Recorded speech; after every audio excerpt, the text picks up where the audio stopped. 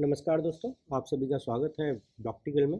तो आज जो हम बात करने वाले हैं वो बात करने वाले हैं हिस्ट्री ऑफ ब्लॉकचेन के बारे में। ठीक है। तो अगर आप देखो तो ब्लॉकचेन की जो हिस्ट्री है ना वो काफ़ी छोटी है। ठीक है, काफ़ी ज़्यादा छोटी है। बहुत ज़्यादा छोटी है एंड बहुत ज़्यादा इम्पैक्टफुल है। मीन्स इस हिस्ट्री ने अब तक जो किया है ना बहुत ज़्यादा इम्पैक्ट उसने हमारी सोशल लाइफ पे डाला है। ठीक है। क्या हुआ था 2008 में बिटकॉइन जो कि किसी एनोनिमस ग्रुप के द्वारा, जिनका नाम था सतोशी नाकामोटो। अब ये पता नहीं है कि ये एक आदमी थे या मल्टीपल लोग थे। तो सतोशी नाकामोटो द्वारा ये स्थापित किया गया था और इसको प्रपोज किया गया था। ठीक है। उसके बाद में 2009 में आई गेस इसको बना के रख दिया गया। सतोशी नाकामोटो जो थे उन्होंने प्रपोजल दिया था, एक वाइट पेपर लिखा था। ठीक है, बिटकॉइन के ही नाम से। मैं उसका लिंक अपने डिस्क्रिप्शन में या आपको कहीं पे दे दूंगा। बट उस वाइट पेपर के बाद में उसे डेवलप करने में 2009 लग गया। तो जो हमारी बिटकॉइन की कहानी है ना वो इस सेगमेंट में आप देखोगे कि अक्टूबर 2008 में सतोशी नाकामोटो ने एक बिटकॉइन का पेपर लिखा था जिसका नाम था a peer to peer electronic cash system. ठीक है। एंड इसको उन्होंने एक डिसेंट्रलाइज डिजिटल करेंसी के तौर पे रखा, जो कि 2009 में जो नेटवर्क है वो लॉन्च किया गया। ठीक है। एंड इसका जो जेनेसिस ब्लॉक है, अब आपको यहाँ पे ध्यान रखना है जेनेसिस ब्लॉक क्या होता है। हम जब भी किसी नेटवर्क को लॉन्च करते हैं तो उसका जो फर्स्ट ब्लॉक होता है, ठीक है, फर्स्ट ब्लॉक वो हमारा जेनेसिस ब्लॉक होता है। ये याद रखना है आपको, फर्स्ट ब्लॉक, इससे पहले कोई ब्लॉक नहीं है। बाकी के जो इसके बाद में ब्लॉक्स हैं वो आगे ऐड होते रहते हैं। तो ये ओल्डेस्ट ब्लॉक होता है इन एनी ब्लॉकचेन नेटवर्क। तो बिटकॉइन का जो फर्स्ट ब्लॉक था वो हमारा 3 जनवरी 2009 को मतलब ऐड हुआ। Okay, first block in the blockchain. अब ये अगर मैं आपको और थोड़ा डिटेल में बताना चाहूँ तो ये मानिए कि बिटकॉइन पहला आइडिएशन नहीं था एक ब्लॉकचेन नेटवर्क सिस्टम की तरफ। इससे पहले बी मनी था एक, ओके, और बिट गोल्ड करके दो कॉन्सेप्ट थे जो कि थोड़े फेमस भी हुए थे। इनके जो आइडिएशन था B money and bit gold का, ये कहीं ना कहीं पे इन्फ्लुएंस करता है लोगों को ब्लॉकचेन जैसी टेक्नोलॉजी अडेप्ट करने में या उसके इम्प्रूवमेंट्स देने में। ठीक है। फिर हम आते हैं 2010-13 के बीच में, जो बिल्कुल अर्ली डेवलपमेंट था। तो उस टाइम पे क्या रहा कि सबसे पहला जो ट्रांजैक्शन है, ठीक है, वो हुआ ऑन बिटकॉइन। ठीक है, जहाँ पे लेजलो ने 2 पिज़्ज़ा खरीदे थे 10,000 बिटकॉइन देकर। अगर आप इन बिटकॉइंस की आज कीमत देखो तो ये बहुत बहुत ज़्यादा है। बट 2013 में इसकी वैल्यू इक्वल थी केवल 2 पिज़्ज़ाज के बराबर। एंड बिटकॉइन का जो प्रोटोकॉल था उसके पोटेंशियल्स को एक्सप्लोर करके जो डेवलपर्स थे उन्होंने और दूसरी क्रिप्टो करेंसीज को लॉन्च किया जिनको हम बोलते हैं ऑल्ट कॉइन। याद रखिएगा, अगर मैं बात कर रहा हूँ क्रिप्टो करेंसीज की, एक है बिटकॉइन, ओके, सारी क्रिप्टो करेंसीज, एंड एक है ऑल्ट कॉइन। जो बिटकॉइन नहीं है वो सारी की सारी क्या है, वो ऑल्ट कॉइन है। इसमें क्या क्या आ जाएगा आज के टाइम पे, ईथर आ जाएगा आज के टाइम पे, इसमें आपका लाइट कॉइन आ जाएगा and blah blah blah X Y Z, सारी क्रिप्टो करेंसीज इसमें आपकी आ जाएंगी। मैं क्रिप्टो करेंसीज की बात कर रहा हूँ। ठीक है। तो ऑल्ट कॉइन एक सेट है, ऑल्ट कॉइन एक सेट है, ऑल्ट कॉइन और बिटकॉइन, ये दोनों मिलके हमारा क्या बनाते हैं, ये दोनों मिलके हमारा क्रिप्टो करेंसीज बनाते हैं। एंड ऑल्ट कॉइन के अंदर आपका litecoin, ether and X Y Z, सारी की सारी आपकी क्रिप्टो करेंसीज आती है। ओके। फिर क्या हुआ, ब्लॉकचेन 2014 एंड 15 की ड्यूरेशन में क्या रहा, डेवलपर्स ने रिकॉग्नाइज किया कि ब्लॉकचेन के और भी ज़्यादा पोटेंशियल्स हैं एंड हम क्रिप्टो करेंसीज के आगे बढ़ सकते हैं। They started working on projects जहाँ पे हम लोग ब्लॉकचेन बेस्ड एप्लीकेशन बना सके एंड जिनको हम बोल सकते हैं decentralize application. Project like Ethereum start हुआ जो कि विटालिक बुटेरिन ने स्टार्ट किया था। ओके, ये नाम आपको याद रखना है। बेसिकली 2-3 नाम आपको याद रखने हैं, Satoshi Nakamoto in blockchain and Vitalik Buterin in blockchain. इन्होंने प्रपोज किया था जो कि था एक smart contract and decentralize application based system, कि हम अपना ब्लॉकचेन पे कोडिंग लिख सकते हैं जिनको हम स्मार्ट कॉन्ट्रैक्ट बोलेंगे एंड उसके ऊपर फिर हम अपनी एप्लीकेशंस बिल्ड कर सकते हैं। अभी क्या था, अब तक क्या हो रहा था कि आपकी क्रिप्टो करेंसीज ट्रांजेक्शन हो पा रही थी, ओके।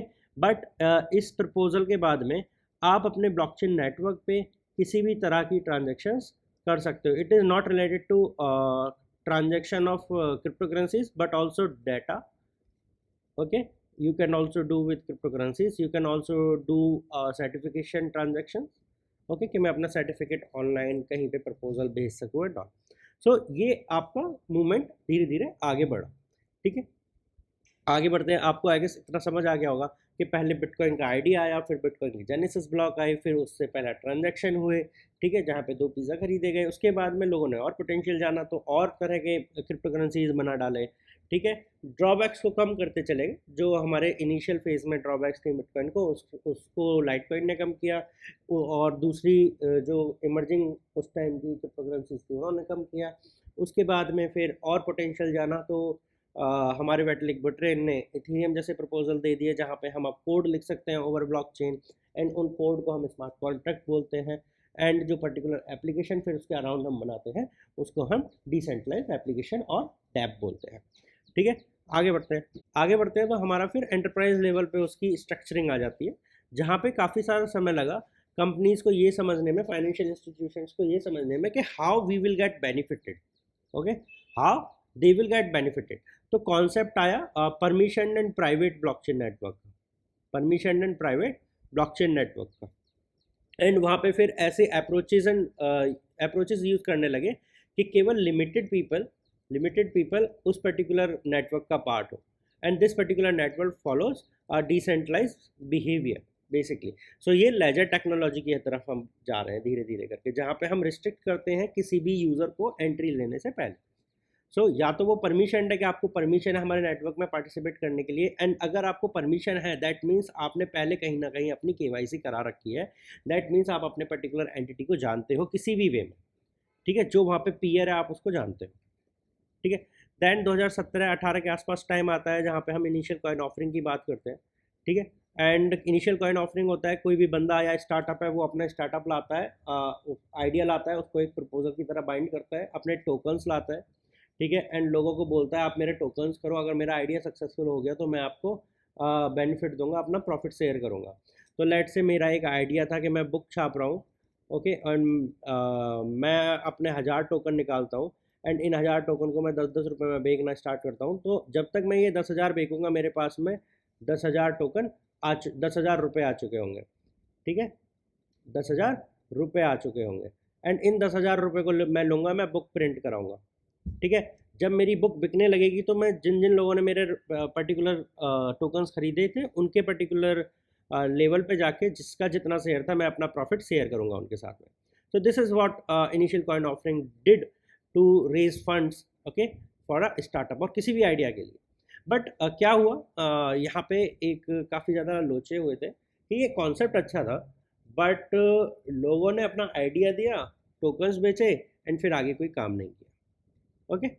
सो ये काफ़ी ज़्यादा एक ड्रॉबैक रहा ICOs का, बट अभी लोग इतने मैच्योर हो चुके हैं कि वो अपनी सारी चीज़ें देख के ही आगे काम करते हैं।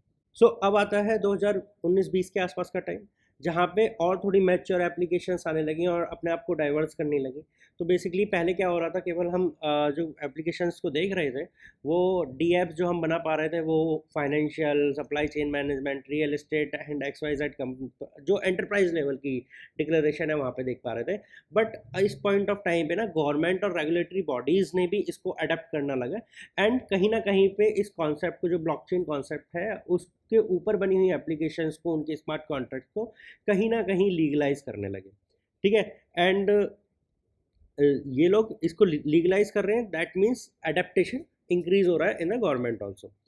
उसके बाद में कॉन्सेप्ट आता है DeFi, digital finance and NFTs का।